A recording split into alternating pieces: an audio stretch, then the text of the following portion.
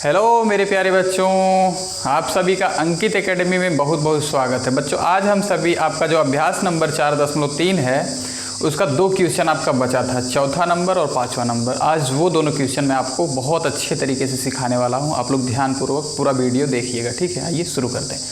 आपका जो क्वेश्चन है वो बोला है कि क्या निम्न स्थिति संभव है, ठीक है। यदि है तो उनकी वर्तमान आयु ज्ञात कीजिए, ठीक है। उसने कंडीशन क्या दिया है कि 2 मित्रों की आयु का योग 20 वर्ष है, ठीक है। 2 मित्र हैं, उन दोनों का जो एज है उनका प्लस करने पर 20 वर्ष होना चाहिए और 4 वर्ष पूर्व उनकी आयु का गुणनफल 48 था, ठीक है। ये 2 कंडीशंस आपको दिए हैं। इन दोनों कंडीशंस की सहायता से आप लोग क्या करेंगे, क्वाड्रेटिक इक्वेशन बनाएंगे। और एक चीज़, स्थिति संभव के लिए मैंने कल की क्लास में आपको बता दिया था कि आप लोग व्यक्तिकर चेक करेंगे, वहाँ पे आपके डी की वैल्यू क्या आ रही है। डी की वैल्यू अगर इक्वल टू 0 आता है तो मूल बराबर है, तो वो भी संभव है, ठीक है। और डी ग्रेटर देन 0 आ रहा है तो वो भी क्या है, संभव है। मीन्स वो क्या है, आपका वास्तविक संख्याएँ हैं, वास्तविक मूल हैं, ठीक है। और अगर लेस देन 0 हो रहा है तो वो काल्पनिक है, ठीक है। तो वो वाला कंडीशन आप क्या करेंगे, उसको वो नहीं काउंट करेंगे, ठीक है। इसका मतलब वो वाला कंडीशन संभव नहीं है, ठीक है। तो आइए शुरू करते हैं। क्या करेंगे आप लोग, सबसे पहले मानेंगे। क्या करेंगे, मानेंगे।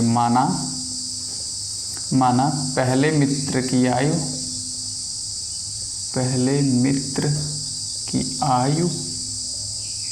क्या है, x वर्ष है, ठीक है। पहले मित्र की आयु x वर्ष है। आपके पास 10 रुपये है, आप किसी को x रुपये दे देंगे तो कितना बचेगा आपके पास, 10 माइनस x। तो 2 लोग मिल के 20 थे तो एक x हो गया, तो दूसरा वाला मित्र क्या हो जाएगा, दूसरे मित्र की आयु। इस तरीके से आप लोग कहानी बना लेंगे। दूसरे मित्र की आयु क्या हो जाएगी, 20 माइनस x वर्ष, ठीक है। अब उसने कंडीशन क्या बोला है कि उन दोनों के एज में 4 वर्ष पूर्व उन दोनों के एज का मल्टीप्लाई करने पर, गुणन करने पर हमारा जो वैल्यू आ रहा है वो 48 आ रहा है। मैंने बोला था पिछले क्लासेस में कि एज वाले प्रश्नों में अगर 2 वर्ष बाद बोलेगा तो उन दोनों में +2 करेंगे, 2 वर्ष पूर्व कहेगा तो माइनस करेंगे, ठीक है। अगर पूर्व कहेगा तो माइनस करेंगे, बाद कहेगा तो प्लस करेंगे, ठीक है। आइए, पहला मित्र कौन है, x है। तो x वाले में हमको क्या करना है, कितने वर्ष पूर्व का है, 4 वर्ष पूर्व, तो x माइनस 4 कर देंगे। अब उसने बोला है कि इसके साथ दूसरे वाले का मल्टीप्लाई 20 माइनस x है, उसमें भी अब 4 आप घटा देंगे, ठीक है। इन दोनों दोस्तों का जो 4 वर्ष पूर्व एज है, इसका मल्टीप्लाई करने पे हमारा कितना आना चाहिए, 48, ठीक है। अब हम लोग क्या करेंगे, इसको सॉल्व करेंगे तो हमारा जो है समीकरण प्राप्त हो जाएगा। ये हो जाएगा x माइनस 4, ठीक है, मल्टीप्लाइड बाई, यहाँ पे हो जाएगा 20 में से 4 घट जाएगा ना, हो जाएगा 16 माइनस x, ठीक है। 16 minus x is equal to 48। अब क्या करेंगे, आप दोनों ब्रैकेट का मल्टीप्लाई करेंगे, x का पहले 16 में, फिर x के साथ, फिर 4 का 16 के साथ, फिर 4 का x के साथ। इस तरीके से हम लोग करते हैं।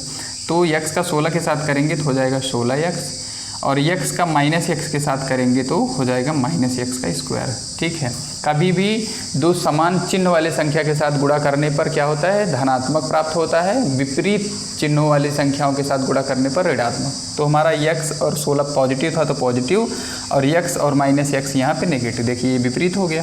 अब माइनस x और -4 और 16 का करेंगे ना तो हमारा नेगेटिव बनेगा। 16 चौके 64 हो गया, माइनस 64। अब यहाँ पे देखिए दोनों सेम हो गया, -4 माइनस x, दोनों नेगेटिव हो गए तो हमारा यहाँ पे पॉजिटिव बन जाएगा। कितना, 4 × x, ठीक है, इज इक्वल टू 48, ठीक है। अब हम इसको क्या करेंगे, सरिया लेंगे। अब हम क्या करेंगे, ये हमारा x² पॉजिटिव दिखना चाहिए, क्योंकि हमारा जो टाइप होता है द्विघात समीकरण का ax² + bx + c टाइप का, ठीक है, इज इक्वल टू 0। तो हम क्या करेंगे, x² को, सारी वैल्यूज़ को मैं लेकर के राइट हैंड साइड में जा रहा हूँ, ठीक है। x² को लेकर के जाऊँगा तो ये नेगेटिव था, पॉजिटिव हो गया, ठीक है। और हमारा है 16x और 4x मिल के 20x है, उधर जाएगा तो हमारा 20x नेगेटिव में हो जाएगा, ठीक है। प्लस 48 पहले से था और ये माइनस 64 उधर जाएगा तो हमारा हो जाएगा प्लस का 64 बराबर 0, ठीक है। अब हम क्या करेंगे, जोड़ लेंगे। हमारा हो जाएगा x² माइनस 20x और यहाँ हो जाएगा प्लस, इन दोनों को जोड़ेंगे तो हो जाएगा 8 4 12, 2 हाथ का 1 और 6 4 10 1 11, 112 इज इक्वल टू 0। ये हमारा बन गया द्विघात समीकरण।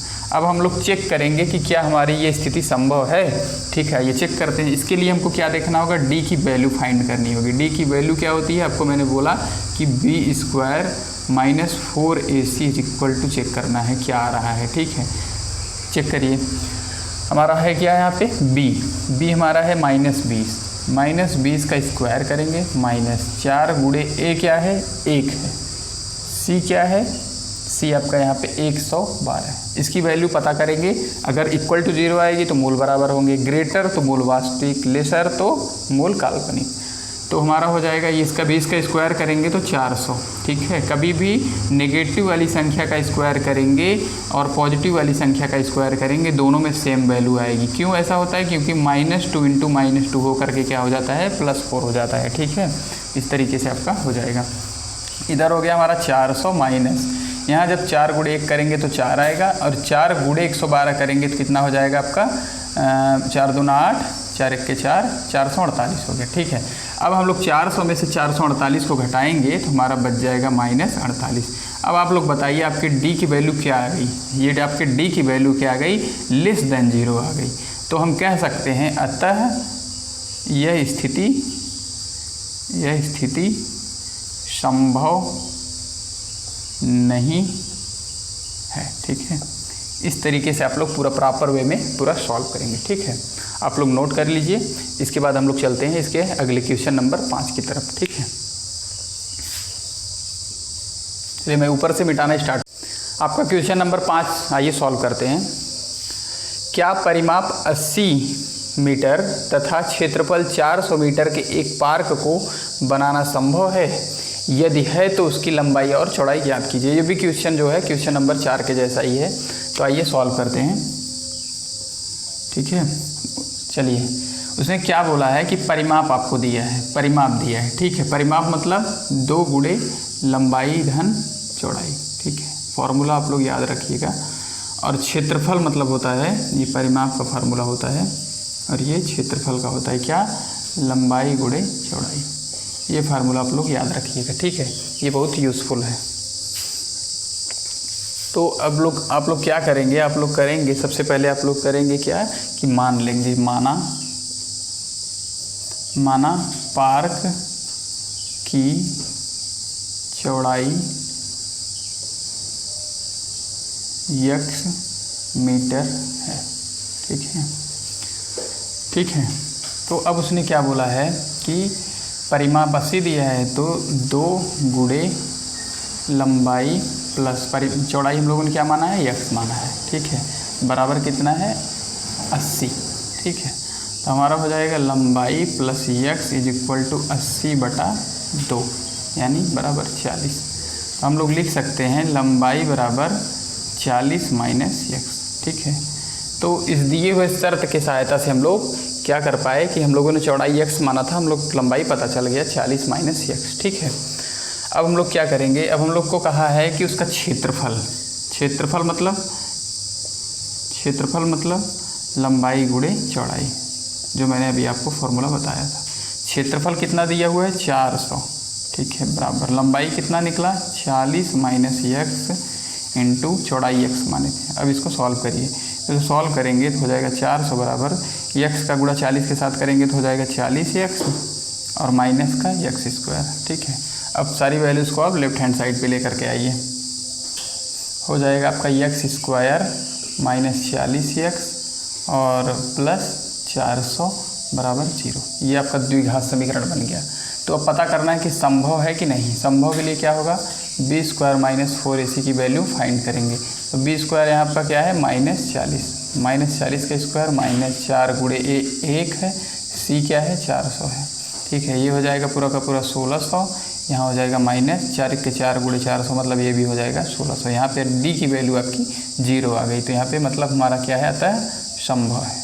क्या है? संभव है। तो वैल्यू फाइंड करिए। वैल्यू फाइंड करने के लिए जो मूल निकलता है आपका, मूल बराबर वाले के लिए -b/2a, ठीक है। दोनों में वही सेम है तो वही होगा। तो आप रखिए यहाँ पे b कितना है आपका? -40, तो -40/2 × 1 मतलब 2, ठीक है। a आपका 1 है, -40/2, तो यहाँ माइनस मिल के प्लस हो जाएगा। 40/2 मतलब 20, 20, ठीक है। तो आपका लंबाई 20 आ गया, तो चौड़ाई कितना हो जाएगा? चौड़ाई आया है ना, x आया है, तो x आया तो ये चौड़ाई आया, क्योंकि आपने चौड़ाई माना था। x आया तो आपने चौड़ाई माना था x को, तो चौड़ाई आ गया। तो आपकी लंबाई क्या आएगी? 40 - x यानी 40 माइनस 20, ठीक है, तो 20 हो गया। यहाँ से भी आप डायरेक्टली कह सकते थे कि यहाँ पे जो है दोनों मूल बराबर हैं, ठीक है, तो बराबर है तो इसलिए 20-20 होंगे। तो यहाँ पे लेंथ और ब्रीड्थ आपका कितना हो गया, 20-20। इस तरीके से आप लोग किसी भी स्टेटमेंट टाइप के क्वेश्चन को सॉल्व कर सकते हैं। धन्यवाद।